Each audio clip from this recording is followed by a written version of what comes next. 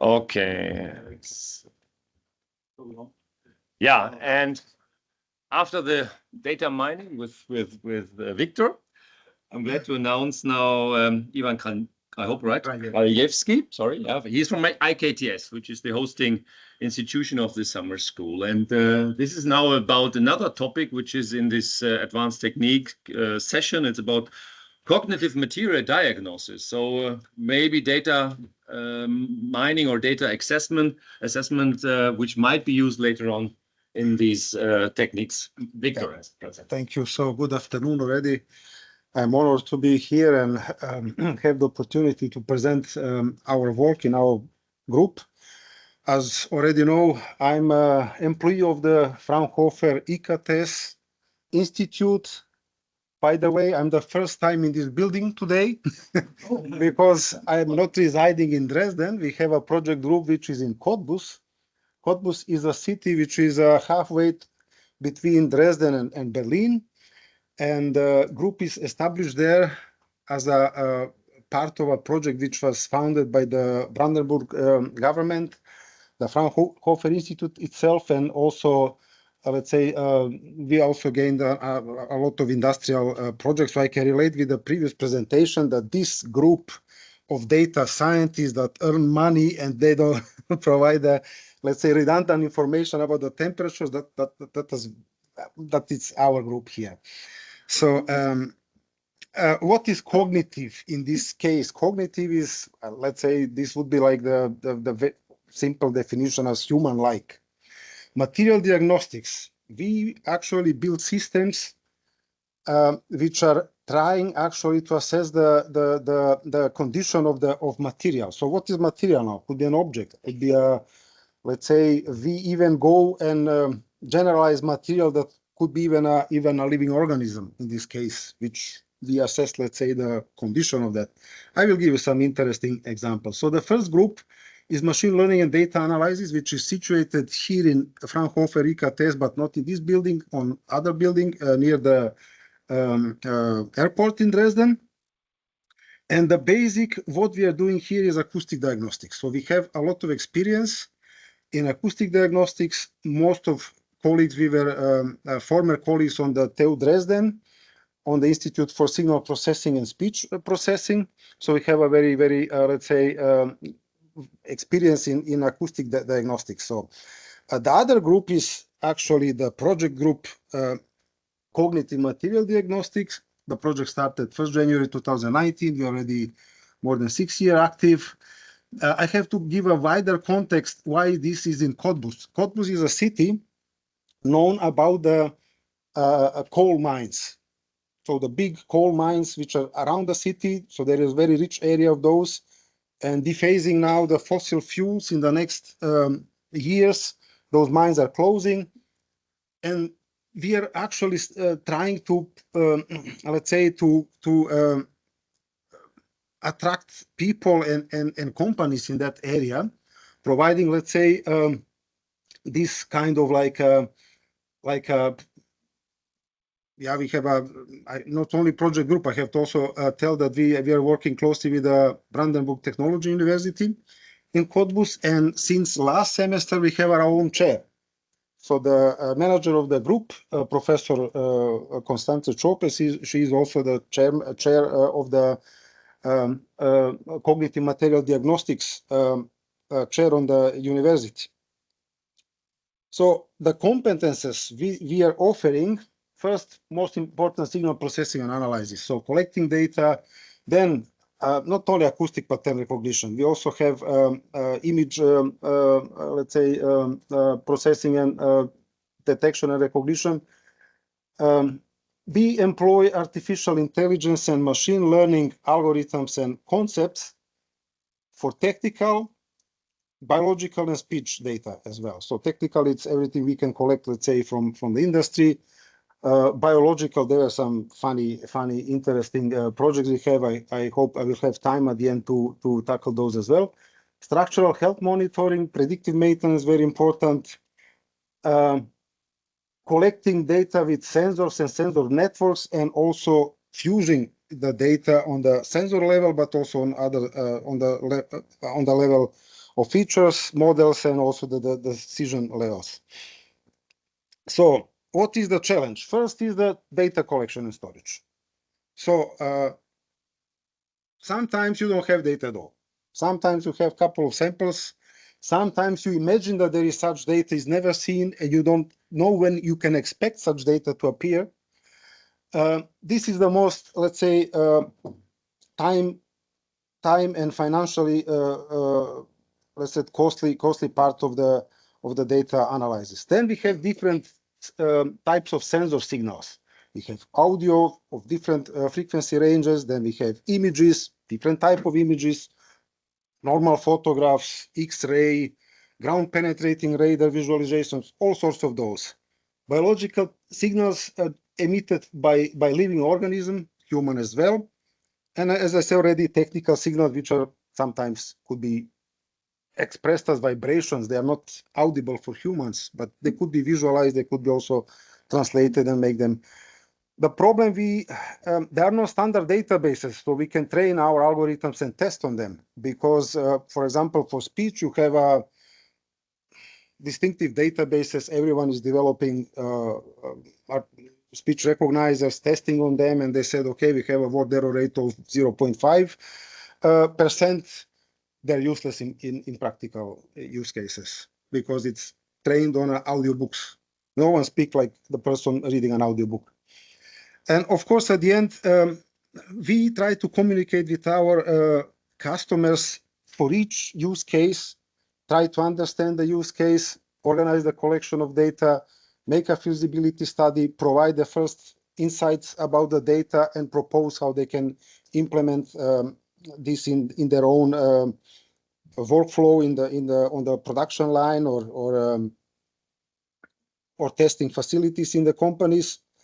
And knowledge sharing is also very important. We try to publish as much as possible, communicate the results with other groups. Of course, sharing knowledge between us between the two groups, one in Dresden, one in Cottbus. We also developed our own experimentation framework, which contains the exploratory analysis, classifier training, evaluation, comparison across the classifiers.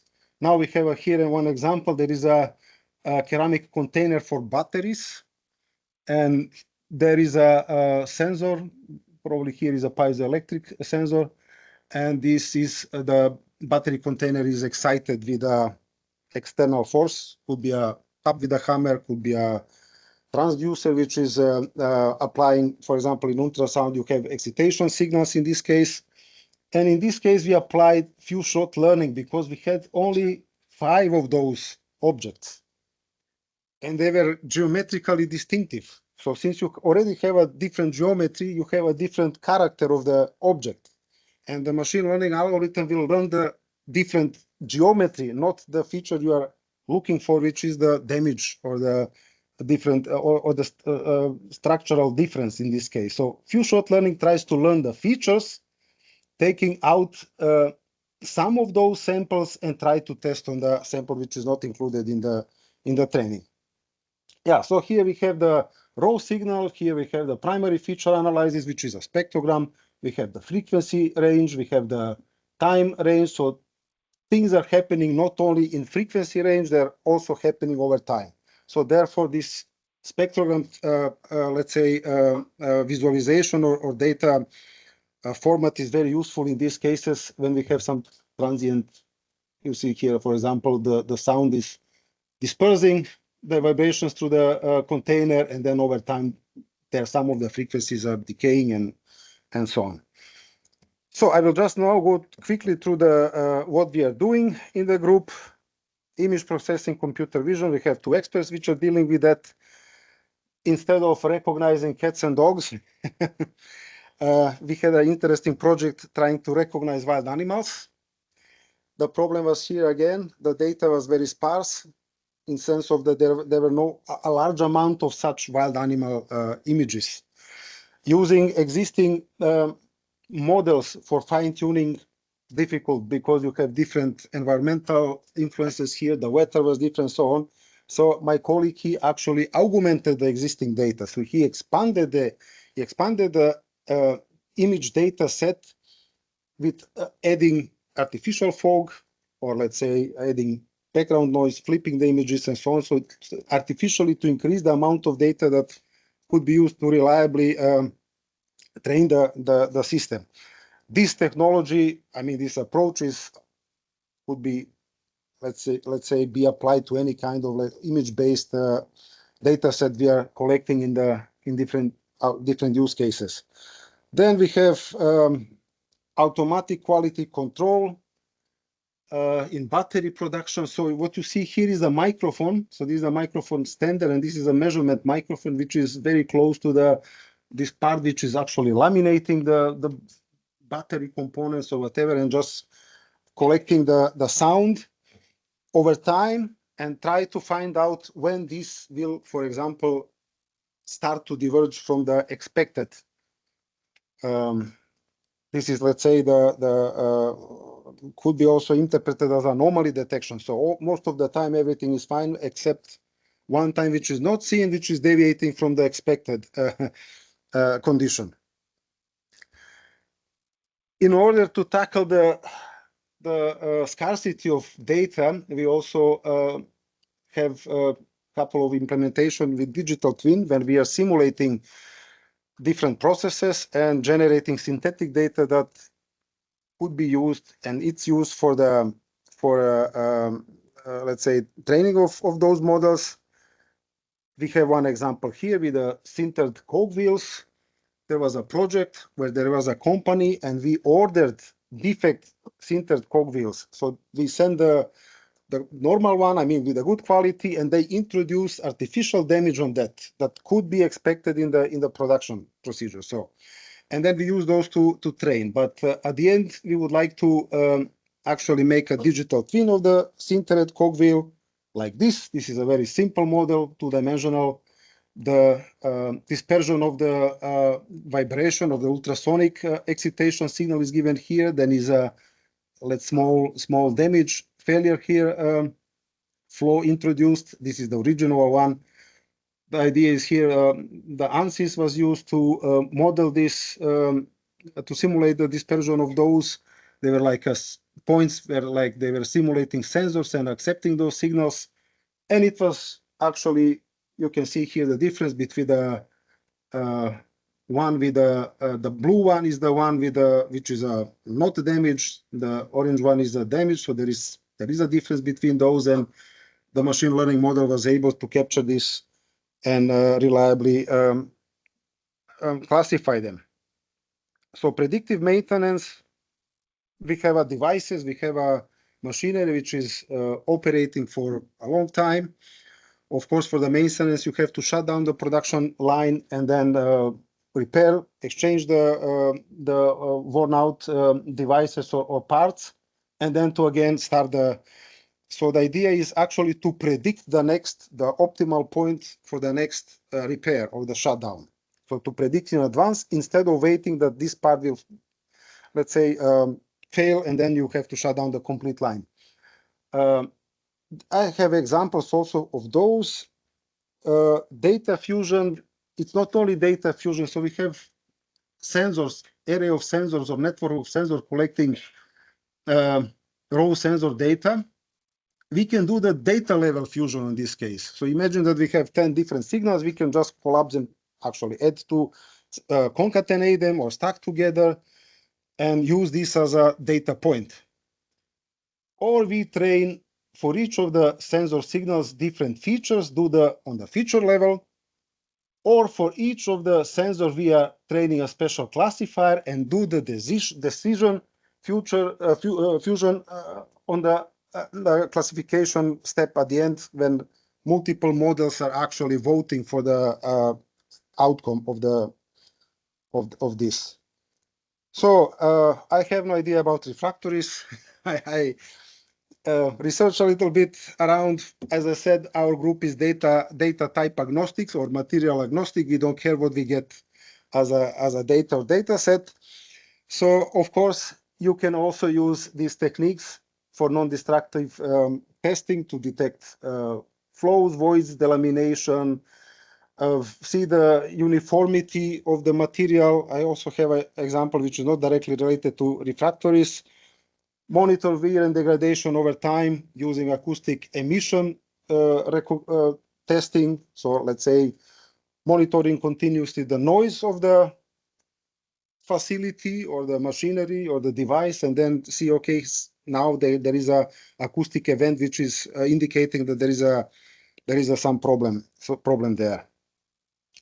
So those are the NDT techniques in refractories.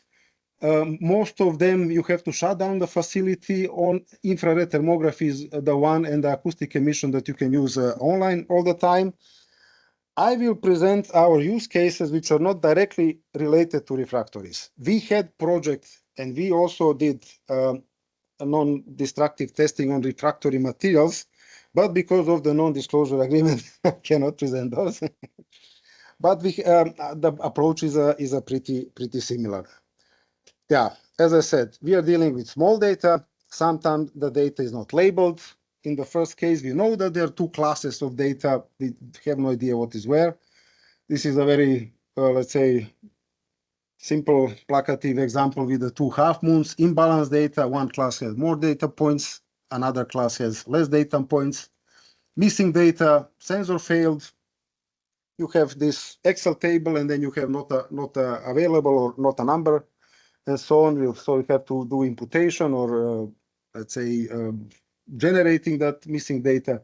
Insufficient data, it's not enough to see the decision boundary between those two classes. Rare events, those could be anomalies, but could be also novelties. So something which is not seen, but is not anomaly. So in this case, those are the most, let's say, common cases of data features we are dealing with. Now I have a little bit of a mathematical description here, but this is the point. So anomaly detection is probably the most effective way about non-destructive testing. First, you don't need data with faulties. You need only good data, which is you have most of the time. You're producing, I don't know, sinter gears, and in 1 in 50,000, it's faulty. You can use the other 50,000, let's say, to establish a normal, statistically data-driven normal model, which will be tested against each new product, and then see if there is a deviation from the expected, let's say, features.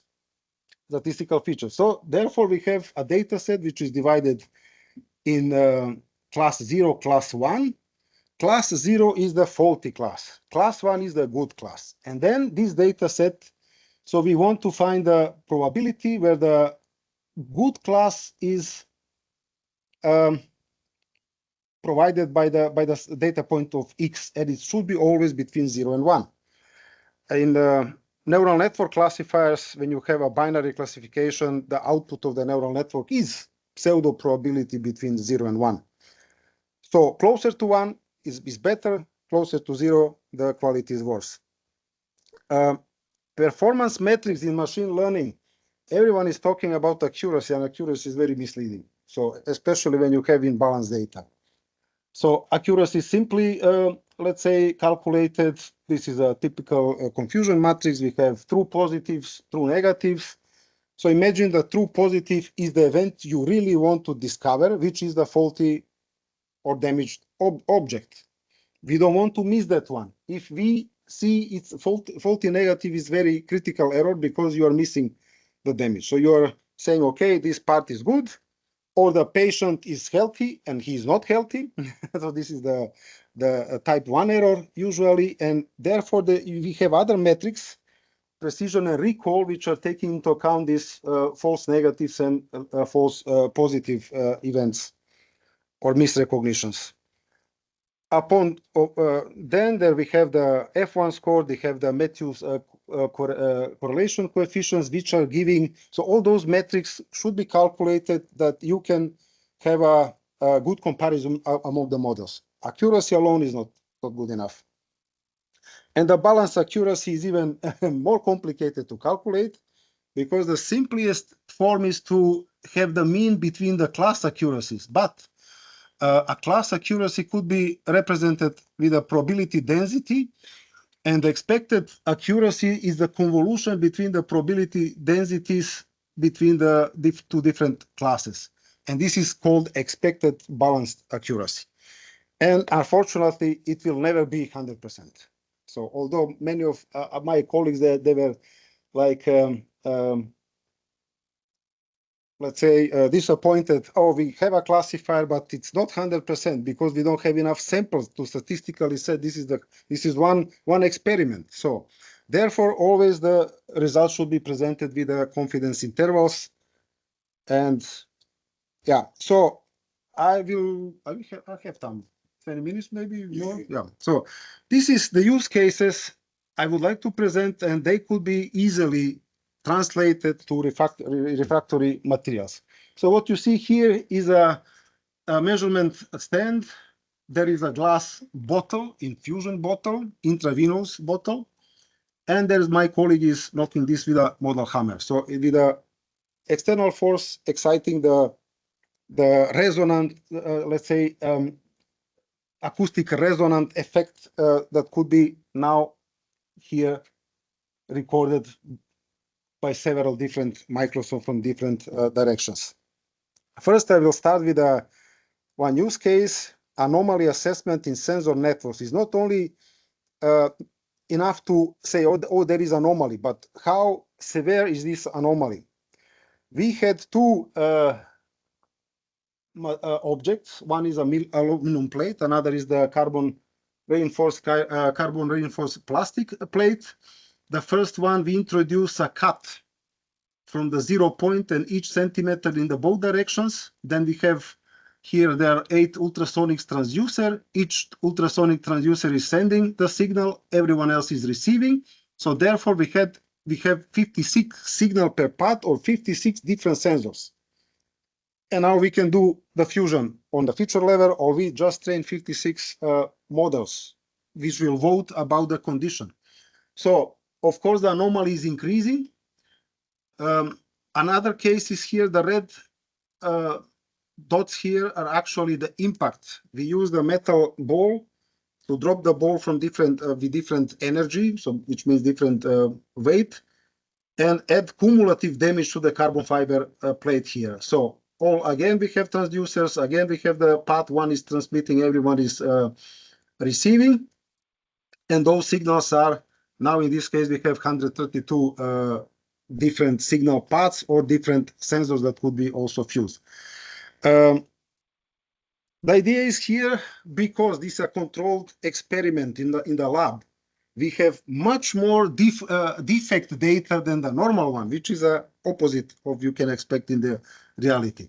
So anomaly detection, we train our model using only data which is normal, intact state of the both objects, plates. Then we are testing, this is on anomalous data. We add one part in the cross-validation procedure, which is also tested against the model. We did this for each of the sensor paths. So we have the excitation, carbon fiber object, each sensor providing the signal. Each model is trained already. Each of those models has a threshold theta. Threshold theta is deciding if it's anomaly or not. Usually we normalize the threshold theta on 0.5, so everything which is above that, and then each model is voting here. We take the average. This is the probability. It's close to 0, which means it's a faulty object, and then we have the class at the end, the 0 anomalous class as the result. Now I will show you a very boring table. As you can see here, everything is close to 99% with the confidence intervals.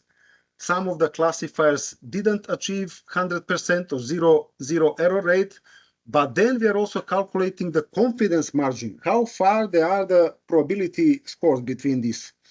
This is better visualized here. So here we have the probability scores, which are plotted as histogram.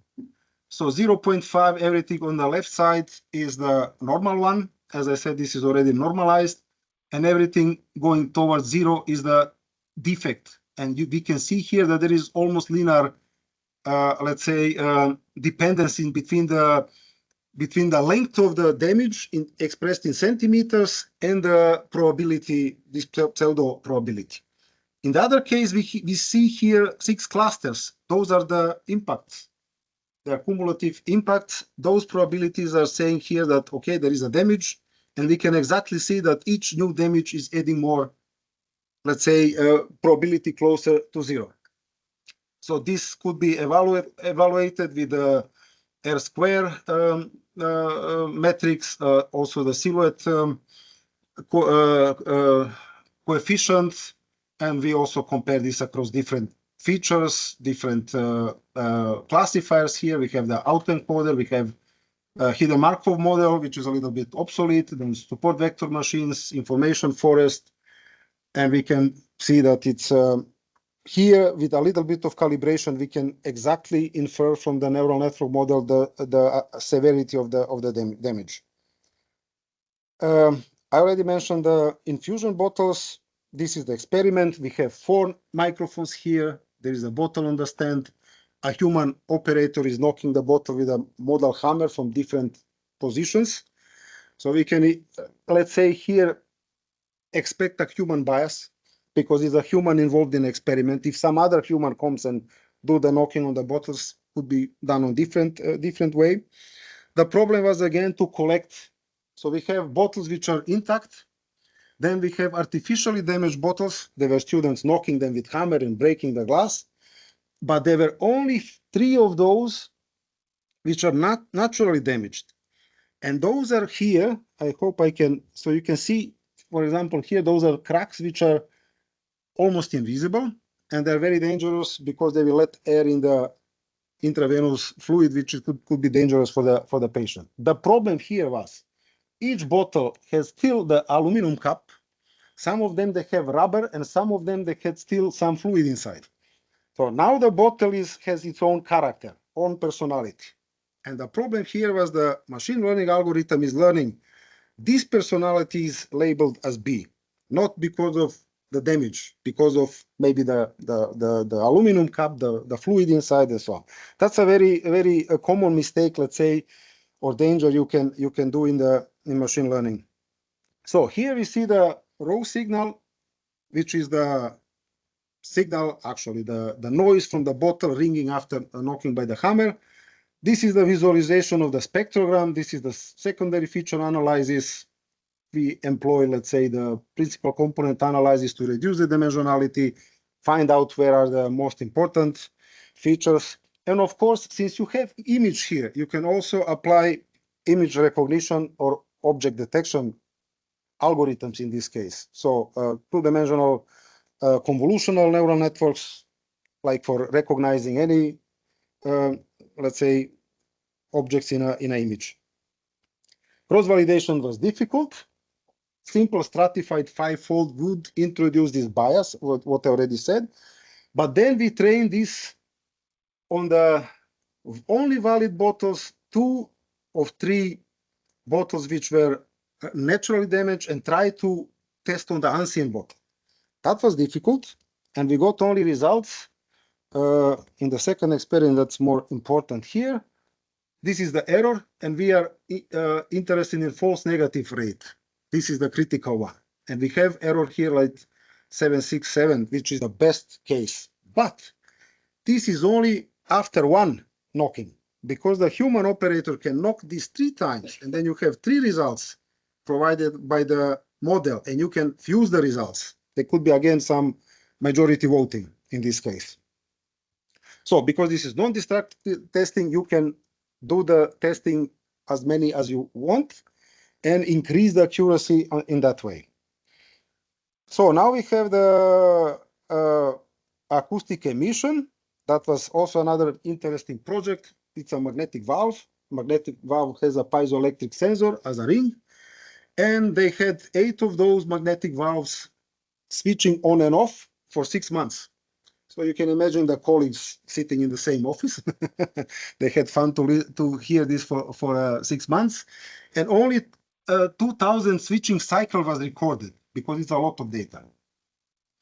Then some of them failed. let's say the number 3 and 4, they failed before reaching the maximum number of recordings. We have maximum, it was 30,000 signals per valve. Now you can see here how we actually want to find out when this magnetic is already worn out or ready to be replaced. This is the predictive maintenance. Here we use the anomaly detection to infer health indicators that could be used with a recurrent neural network to predict the future. Okay, this magnetic valve will fail in the next 10 days, as expected. And here is the engine behind this is a convolutional autoencoder. Convolutional autoencoder is trained on the way that it's trying to reconstruct the original signal as good as possible. Therefore, you need only good data points to make the good autoencoder. And as soon as the autoencoder sees a signal which is different than the old scene, the reconstruction error will be much higher. And with this reconstruction error, we can map this directly to the probabilities. Here we have the threshold. The threshold is inferred by the interquartile range, typical for anomalies. Here we map this to health indicators that could be 0 or who knows what. And we can actually normalize those. Now this is here, actually we are testing on the good data to find out how consistent is the model. So 1% of the good data from the test set was recognized as anomalous, but this is normal because you don't have always the data which is consistent.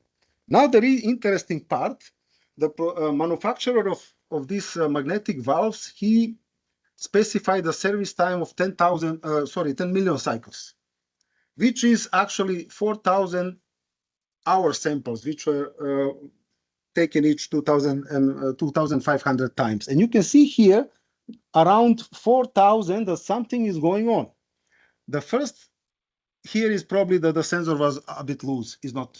So you can see here that something is different. That's probably data shouldn't be.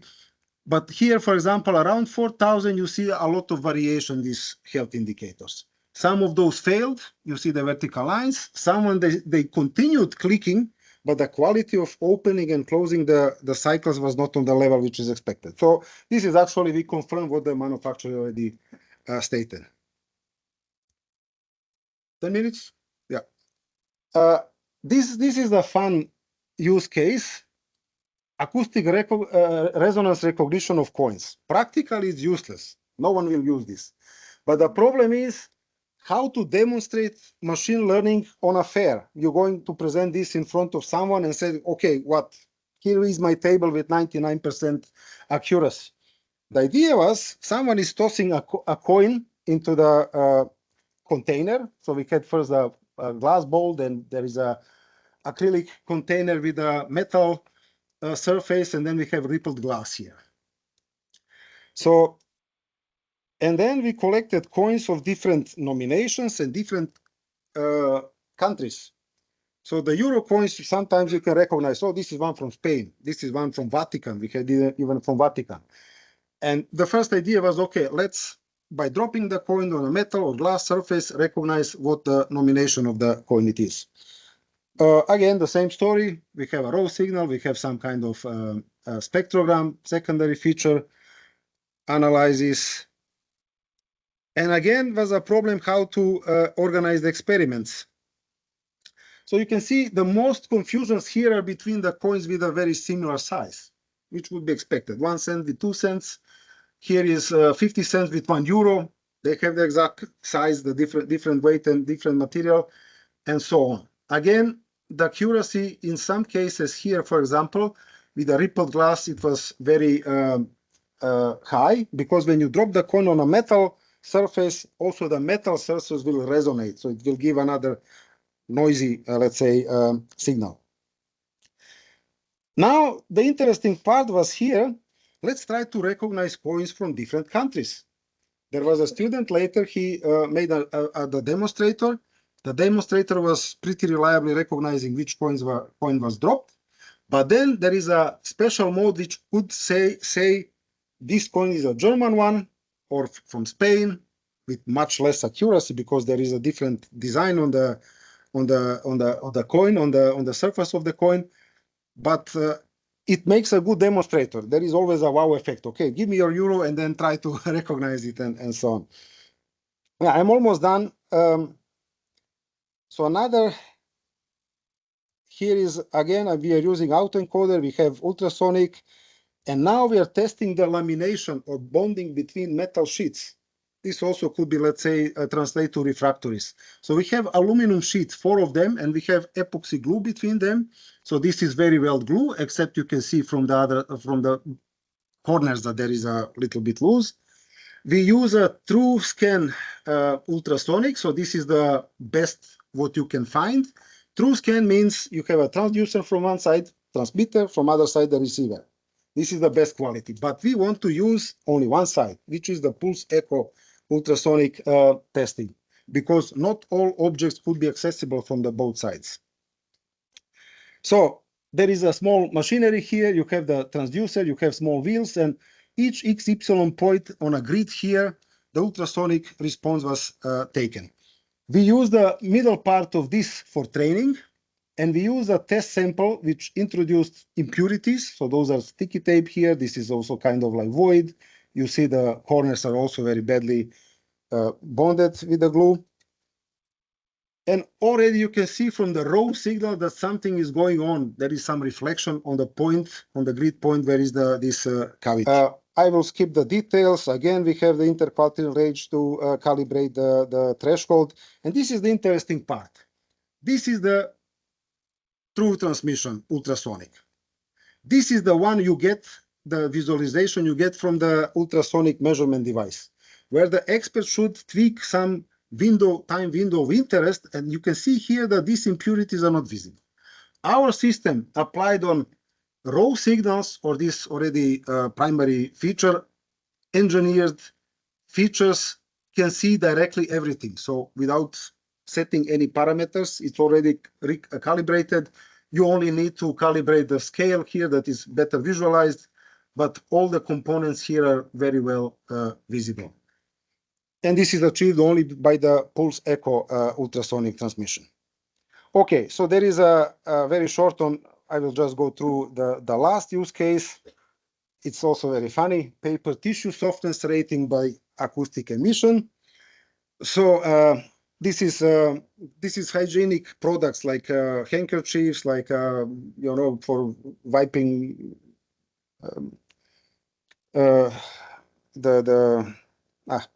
doesn't matter, yeah. And thing is here that there are different tissues with different type, and they have different composition of fibers. So there are type of fibers, Kaima, Ponteverde, and there is a creeping factor. This is here in German also.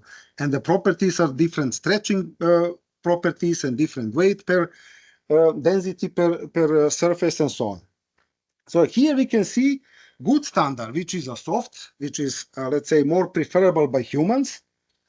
And the humans actually gave these labels to these tissues. They had a panel test. You have one tissue in one hand, one in another, and you say, this one feels better. And this is very subjective. And then the rank those and assign those labels, you need like the ELO scale, which is used in chess players, how to rank chess players. They are playing against each other and which one is better. Yeah. So this is very difficult and very time consuming to rate those.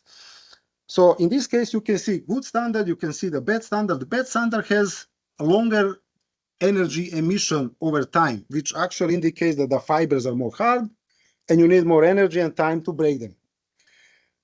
This is the system. You can see it here. Here we had only a serviette, actually a napkin.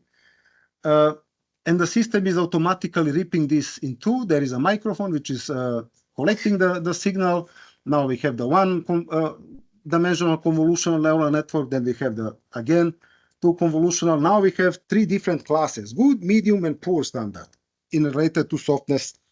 It wasn't, let's say the accuracy or the F-score was, okay, here, yeah, for three classes, because also for inconsistent labeling, because the humans were involved, When we collapse these to two classes, the accuracy is much better. And of course, you can destroy as many as you want of those napkins. They are cheap. They will recycle them again in the procedure. And so this is really destructive. What was interesting also, we could have also recognized which of the parameters was part in this. So we can say, okay, this tissue has this percent of caima and Ponte Verde fiber and so on. So last two slides. There are plenty of different projects we have. We have, let's say, monitoring acoustic or noises emitted from insects in granaries. This is the biological signal. We had a very small feasibility study about recognizing level of blood sugar according to the voice. This is absolutely possible. What was interesting next? Ceramics. Here again, this bottle. So we have also speech recognition in Upper Sorbian. Upper Sorbian is minority language of people living around Cottbus and Bautzen. Cottbus is actually Lower Sorbian, which are actually directly influenced by this structure change, because the language is actually endangered language, minority language in Germany. And yeah, we actually have already like 5 years cooperation with the Foundation for Sorbian People. And so far, we have a system which is live translating church services in Upper Sorbian each Sunday and directly in real time distributed on YouTube. So as you can see, plenty of many different kind of projects. So I would like to thank you for your attention.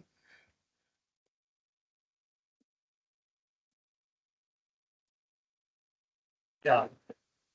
Thanks, Ivan, for this introduction into assessment of data, also into giving advices how to evaluate them. I mean, and to distinguish. I think it was impressive what types of acoustic data, of course, which is available. Yes, directly a question here. Otherwise, I would refer to the lunch. Victor, one directly. Oh, yeah, what we need for the. Congratulations for the presentation. I don't know whether you have worked or not, but you said about cracks and voids. How small you think that you can detect? Here is the, okay, so depends first of the physical size of this, the object itself and so on.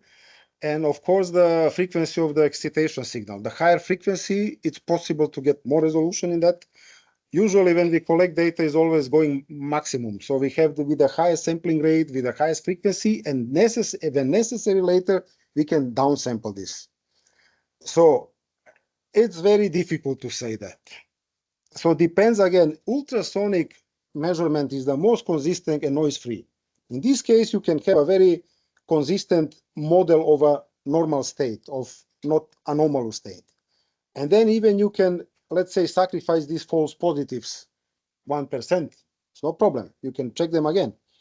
But then even go, let's say, with a more, strict threshold in this case, and then try to find out the differences. So this is a question which is difficult to answer. You have an object, inside is the void, you don't see it. Maybe with the X-ray or other imaging, technique. As I said, depends on the object size of the hammer excitation. Is it physically or is a transducer and so on? So it seems to be difficult to get the right. It's this black magic. I mean, machine learning is black magic. It works. You don't know why. All right. Yeah. Since I know that a lot of people are even maybe in the room are working with non-destructive techniques, I hope you join for the lunch. Yeah. Maybe maybe there might be some discussion ongoing. All right, then thanks for now for this morning session. So we will meet after lunch for the last two presentations, and then finally we have the lab tours here. Thanks for listening this morning and closing the session, and have a good lunch now.